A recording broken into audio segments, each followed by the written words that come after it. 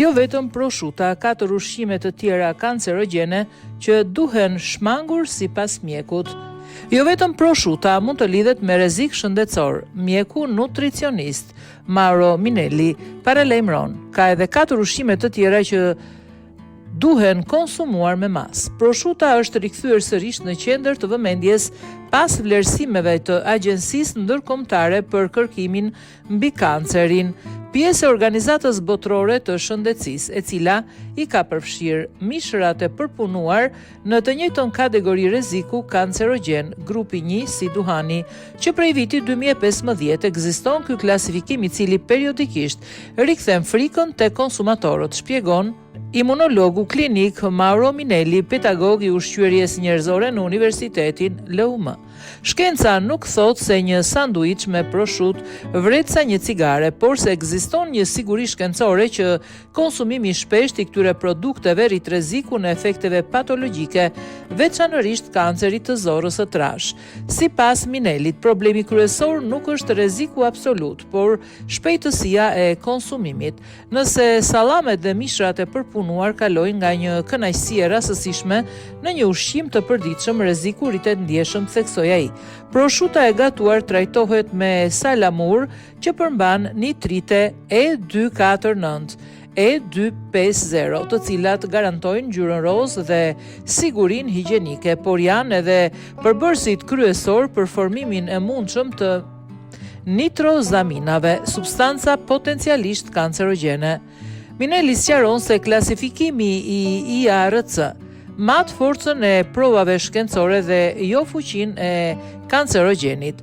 Një meta-analizë publikuar në Nature Medicine në vitin 2025 ka konfirmuar se nuk ekziston një nivel konsumi plotësisht pa rrezik.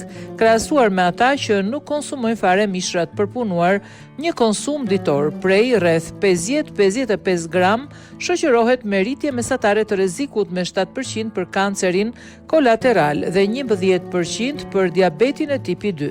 Edhe pse niveli i provave vlerësohet si dobët për shkak të faktorëve të tjerë të stilit jetesës, tendenca e të dhënave është e qartë. Konsumimi i vazhdueshëm është faktori kryesor i riskut. 4 ushqime të tjera për t'u pasur nën vëzhgim. Përveç prosciutës së gatuar, Minelli këshillon kujdes edhe me vurstelat. Kërkojnë përdorimin e konservantëve për arsye sigurie ushqimore. Rekomandohet konsumim i rrallë. Mishrat në konserv shpesh kanë përmbajtje të lartë kripe, duke rritur rrezikun për presion të gjakut. Sallamet industriale, proceset e përshpejtuara të përpunimit rrisin përqendrimin e yndyrnave dhe konservanteve. Bacon dhe ushqimet e tymosura, kombinimi i yndyrës, kripës dhe procesit të tymosjes kërkon moderim dhe përdorim më shumë si shije se sa si burim kryesor proteine. Por si të zvoglohet rreziku? Sipas mjekut ekzistojnë mënyra për të balancuar efektet negative. Konsumimi i ushqimeve të pasura me vitaminë C, limon, speca, rukola, kivi, ndihmon në frenimin e formimit të nitrozaminave. Fibrat nga drithrat integral dhe perimet ulin kontaktin e substancave irrituese me zorrën e trash. Ushqimet e pasura me kalium, si spinaqi, bananet, patatet, ndihmojnë në neutralizimin e efekteve të kripës së tepërt. Mesazhi nuk është ndalim absolut, por ndërgjegjësim, përfundon Minelli. Ulja e shpejtësisë, zgjedhja e produkteve me cilësi të lartë dhe kombinimet e zgjuara në pjatë lejojnë menaxhimin e rrezikut pa hequr dorë nga shijet tradicionale.